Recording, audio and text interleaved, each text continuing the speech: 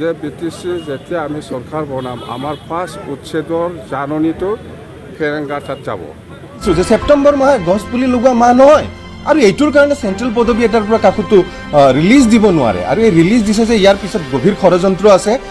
गिबियावनो बयनिसिमबो आंनि खुलुमनायखौ फिन खेबसेबाव जासिहरबाय लोगोसे आसा खालामो नोंथांमोन बयबो मोजाङैनो दङ आरो बेजों लोगोसे मिजिं थिबावो जे भिडिअखौ जोबजासिम नायगोन आरो लोगोसे मिजिं थिबावो जे भिडिअखौ मोजां मोनदोंबा लाइक शेयार आरो कमेन्ट खालामगोन होननानै।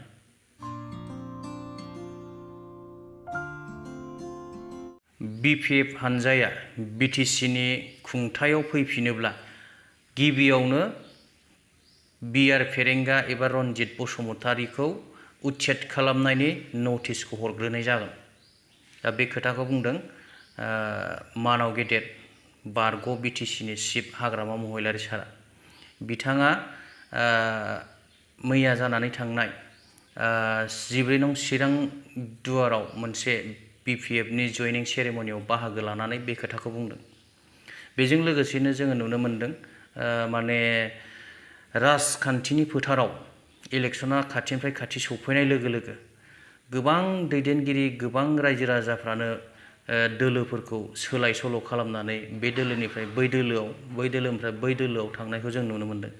दा बिनिनो मोनसे बिदिन्थि मैया UPPL BJP आरो कंग्रेस बिदिनो गुबुन गुबुन दोलोनिफ्राय गासै 932 जन 932 सुबुंफोरा BPF हानजानि नीति आदर्शखौ मोजां मोननानै BPF हानजायाव जयेन जादों।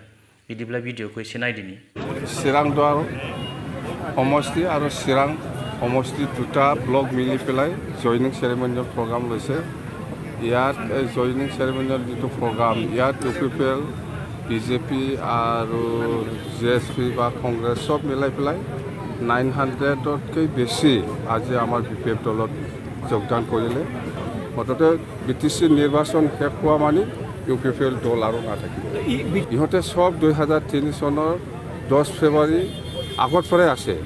প্ৰমোদ বড়োৱে যাক মানে নটিচ দিছে কিন্তু আজি প্ৰমোদ বড়োৱে ফেৰেঙ্গা কিয় নটিচ দিব পৰা নাই। সেইটো 2003 চনৰ 10 ফেব্ৰুৱাৰী আগত নাছিল 2008তহে আছিল। সেইকাৰণে আমি কৈছোঁ যে BTC যেতিয়া আমি চৰকাৰ বনাম আমাৰ ফাৰ্ষ্ট উচ্ছেদৰ জাননীটো ফেৰেঙ্গা তাত যাব। দুখীয়া এটা পৰিয়ালে তেওঁলোকৰ নিজৰ সন্তানক 40,000 আৰু 60,000 টকাত বিক্ৰী কৰা হৈছে। কি ক'ব? নাই সেইটো বেয়া হৈছে। সেইটো এডমিনিষ্ট্ৰেশ্যনে আইনগতভাৱে যিখিনি যি ব্যৱস্থা লৈছে আমাক ইয়াত ক'ব লগা নাই। মুঠতে এইটো এই দৰিদ্ৰ পৰিয়ালক আমি চাব জানিব লাগিছিল। প্ৰমোদ বড়োৱে আমাৰ দিনত এনেকুৱা ঘটনা এটাও নাই কিন্তু প্ৰমোদ বড়ো অহাৰ লগে লগে এইবিলাক ঘটনা হৈ আছে হৈ থাকিব। बे ससे भिडिअखौ नायनानै रायजो राजा नोंथांमोना हमनो हाबाय जे आथिखालाव राजनितिका माबायदि थांगासिनो दङ आरो सोरजों बांसिन सापर्ट खालामदों सोर हानजानिफ्राय बेसेबां खहा जादों बेखौ नोंथांमोनहा नुगासिनो दङ। जोङो मोनसे भिडिअ नायबावगोन। बे भिडिअआनो जाहैबाय UPPLनि अफिस सेक्रेटारि कमल आजाद बिथांखौ UPPL दोलोनिफ्राय एरनहरनाय जाबाय एबा होखारनाय जाबाय। बिथाङा माखासे UPPL दोलोनि नियम नीति एबा कन्स्टिटिउसनखौ मानियाखैमोन। दा बिनि थाखायनो बिथांखौ दोलोनिफ्राय होखारनाय जाबाय। दा बिथाङा बिदिब्ला दोलोनि मा बेरेखा खामानि मावामोन मोनसे भिडिअनि गेजेरजों नायदिनि आरो बे भिडिअखौ नायखांनायनि उनाव रायजो राजाफ्रा कमेन्ट हरगोन होननानै आङो आसा खालामबाय। মই ভাবো মই গছ পুলিৰ যেটো কথা কৈছিলো এই গছ পুলিৰ কথা কোৱাটো অতি সাইন্টিফিক। মই নিজে MSc ইন ওয়াইল্ড লাইফ মই ফৰেষ্টত সাৰ্ভিস দিছো 15 বছৰ এতিয়ালৈকে মই সাৰ্ভিস দি আছো। মই জানো গছ পুলি কেতিয়া লগাব লাগে। আপোনালোকে এতিয়া যাওয়াৰ সময়ত ৰাস্তাৰ কাষে কাষে যিখিনি কৃষ্ণচূড়া গছ দেখা পাব। যোৱা বছৰ আমি লগাইছো থন ধৰি উঠিছে কিমান ডাঙৰ হৈছে কি সিজনত লগাইছো কেতিয়া লগালে গছ পুলি বাচি থাকে এইবিলাক জানিব লাগে। আৰু সেইমতে মই লিখিছো যে সেপ্টেম্বৰ মাহে গছ পুলি লগোৱা মাহ নহয় আৰু এইটোৰ কাৰণে চেন্ট্ৰেল পদবী এটাৰ পৰা কাকোতো ৰিলিজ দিব নোৱাৰে আৰু এই ৰিলিজ দিছে যে ইয়াৰ পিছত গভীৰ ষড়যন্ত্ৰ আছে।